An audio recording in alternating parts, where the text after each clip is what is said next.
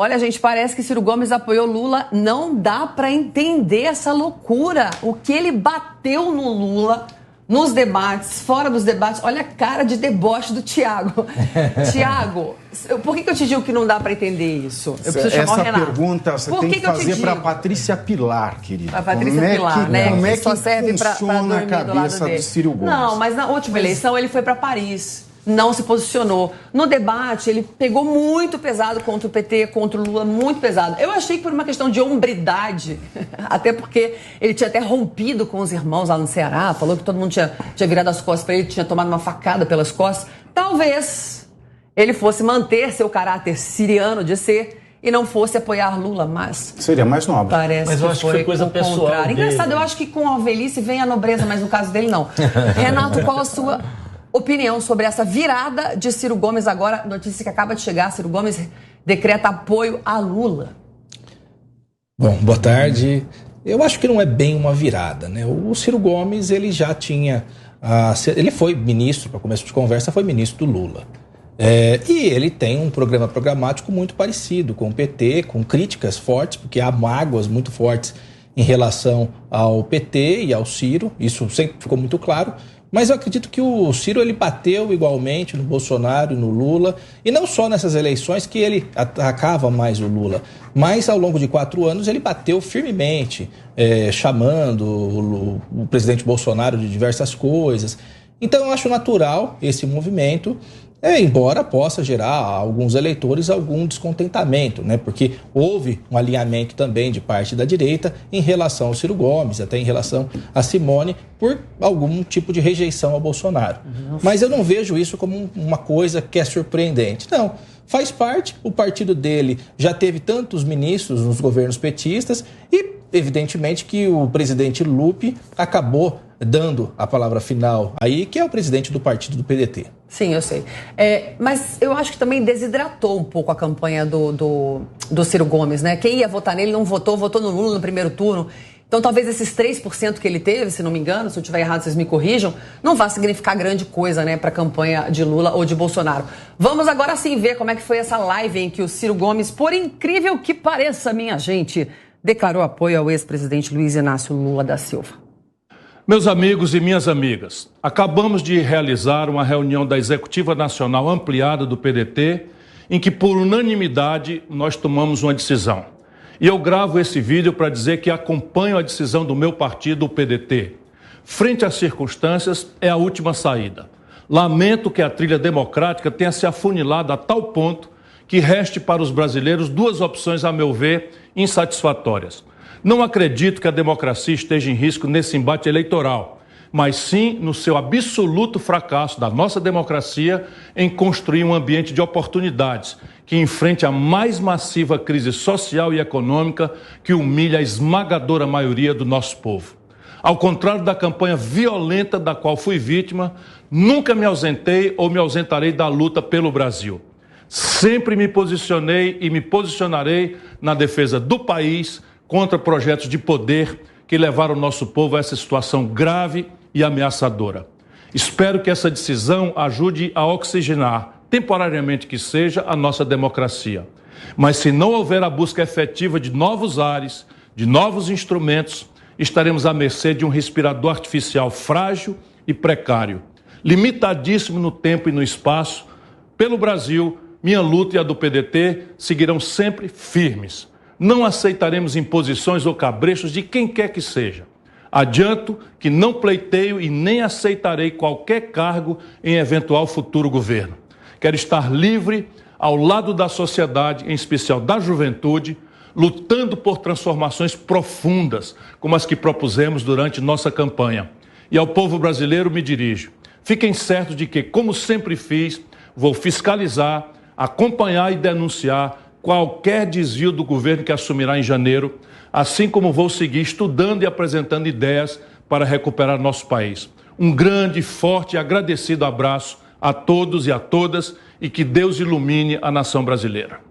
Ciro Gomes acaba de ganhar o troféu Óleo de Peroba. Você não acha que ele tá a cara do Brizola? Do Brasil. O cara do Brizola só falta o cabelo de bozo branco. É incrível. É um negócio, assim, inacreditável. Ciro, eu esperava mais de você. Juro, se tivesse um paninho aqui com óleo de peroba, eu passava na cara dele. Gente, que é isso? A coerência... Passou o Geraldo Alckmin. Ficou mais cara de pau que o Alckmin. Cara, eu tenho uma frase que eu acho que é tão importante para o país. A política é a arte da harmonia. Mas qual harmonia? A harmonia de você estar com o seu adversário, com o seu inimigo, do toma lá da cá, de mudar completamente. Você vê a harmonia entre Alckmin e Lula. Essa é a política. É uma arte fazer isso, né?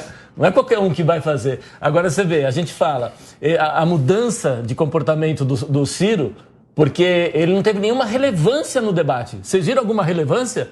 A crítica ele nem conseguiu falar no segundo, na verdade. Nada. E, na verdade, a gente vê que o partido, por estar no Nordeste e todos aqueles estados que estão lá, ele não ia estar fora. Como é que ele ia estar fora se o partido coordena tudo isso? A mesma coisa, eu vou dar um exemplo. Eu fiz pós-graduação no PTB. O Roberto Jefferson chegou uma hora que entra vaidade. Entra vaidade. Nesse caso não é nem vaidade, né? É um problema nesse sério. Caso não é nem você vaidade. Vê. Pelo fato dele não ter o apoio do presidente, do Bolsonaro, ele acabou dando pro Mourão. Lembra? Que ele estava apoiando o apoio. É vaidade. Não, o partido o Ciro segue. muda, né? É igual... Muda, eles mudam. Não dá. Mostra aí. Tem uma sonora em que o Ciro fala mal do Lula. Mostra pra gente ver e comparar com essa que apareceu aí, por favor. Essa é a harmonia. O Lula virou, desculpa, é duríssimo o que eu estou dizendo, mas você que pediu para ouvir. O Lula virou um chefe de quadrilha. Vai lá, Game Corp. O Lulinha, filho do Lula, era administrador de um zoológico em São Paulo. De repente, transações milionárias com a Telemar. Meu irmão, eu estava lá, você lembrou? Vou repetir, eu estava lá. Eu ajudei o Lula, não foi agora não, a vida toda eu ajudei o Lula. Eu vi o Lula se corrompendo. O Bolsonaro é um irresponsável, não sei o que e tal, tá bom. O Lula fez o que para os pobres? Criou o Bolsa Família, que é a memória afetiva do nosso povo. O Bolsonaro botou R$200 em cima. Eis o limite do PT. Agora, no debate, o Bolsonaro partiu para cima do Lula e denunciou corrupção. O Lula avacalhou-se, o Brasil inteiro assistiu. Foi falado de números de economia, não respondeu à denúncia de corrupção. Vocês não estão vendo o monstro que vocês estão criando? Sabe o que o Lula faz? Chama o nosso povo de gado. Chama o nosso povo de fascista. Agora chamou os eleitores que não são com ele de Ku Klux Klan. Sabe o que é Ku Klux Klan? É uma organização neonazista, racista dos Estados Unidos. Isso é o que o Lula faz com quem não é devoto dele. Ok, você é dono do seu voto, tem uma memória a fazer, mas eleição é um contrato para o futuro. O Lula é uma bola de chumbo amarrando no passado. E isso é o que nós estamos decidindo. Quer votar no passado? Boa sorte, irmão. Que Deus abençoe a você e a sua família. Nossa, e você acabou de declarar apoio ao passado, né? A esse corrupto, ao filho do Lula, também citado na entrevista que foi dada em setembro para a Rádio Metrópole de Salvador. A gente já viu muitas movimentações da política, né? De pessoas que trocam de partido em cima da hora. A gente viu o movimento do Moro, né? Que era do Podemos, saiu, foi para a União, aquela confusão toda. Mas essa do Ciro Gomes, eu confesso que eu não esperava. Eu achei que ele não fosse falar, Cristiano, ele não fosse apoiar, ele ia ficar na dele, que nem na eleição passada. Mas olha, cara, eu vou te falar uma coisa. Eu vejo que dessas primeiras movimentações de apoio, eu vejo que aquele que pode representar um menor movimento em termos de voto é esse apoio do Ciro Gomes ao Lula. Eu acho que se for comparar, por exemplo, o apoio do Zema, né, efetivamente, claramente, juntamente com um número grande de prefeitos ao presidente Bolsonaro, isso sim ele representa um apoio de um movimento que não estava claramente posicionado ao presidente da República. Agora, o Ciro Gomes, eu vou muito na linha do que você colocou já no início. Quem iria votar no Lula, do eleitor do Ciro Gomes, já votou. Tanto que o Lula desidratou aí de 7%, 8% para 3%. Né? Então, eu vejo que o movimento de voto útil do Lula, nesse aspecto, ele foi bem sucedido. Eu vejo que agora, nesse movimento do Ciro Gomes, ele não vai acabar sendo tão definidor como ele poderia ser. Então, eu realmente acho que se o Lula quiser de fato ganhar a eleição, ele vai ter que dialogar com outros setores, ampliar mais, porque senão realmente o Bolsonaro pode fazer valer essa onda bolsonarista aí dessa reta final. Só que o Ciro Gomes teve 3.600.000 votos, que faz muita diferença, né? Que foi ali de quase 6 milhões de votos entre um candidato e outro para primeiro lugar na presidência. Tiago, e aí, prêmio óleo de peroba ou algum outro que você vai criar aí? Não, eu não vejo óleo de peroba, eu vejo um político sendo político. Né? Um político que foi político a vida toda. O que ele vai fazer agora? Vai trabalhar numa empresa? Vai dar parecer? Vai ser advogado? Vai ser empresário? Não. Ele precisa estar perto de quem vai liberar alguma coisa para que ele possa desenvolver as suas políticas no seu estado, no seu curral, seja lá onde for. É um movimento de ação política. A gente tem no Brasil essa questão do político profissional. A pessoa é filha de político, se torna político, nunca... É político a vida toda. Então, ela tem que estar de um lado em que ela consiga continuar sendo político mesmo não tendo sido eleito. Então, não me surpreende. Renato, você que é mais assim à esquerda, mais completamente, totalmente... Bom, ele disse que o Lula é chefe de quadrilha, que precisava de um respirador artificial. E aí, como é que faz agora? Agora faz... Ah, meu amigo, estávamos numa época de ânimos acirrados, vem cá, sempre fomos amigos, me dá um abraço, vale tudo. Não necessariamente à esquerda. Eu sou advogado eleitoralista, já atuei, todo mundo conhece bem aqui, inclusive para a extrema-direita. Mas o que acontece é o que o Tiago está colocando, né? A política é feita de profissionais da política. Dificilmente a gente tem esse fenômeno do outsider, né? Tivemos aqui com o Dória, não deu muito certo. Um desastre. Teve com o Zema deu certo lá em Minas Gerais, tanto que foi reeleito. Mas o que acontece muitas vezes é que a política é organizada por políticos.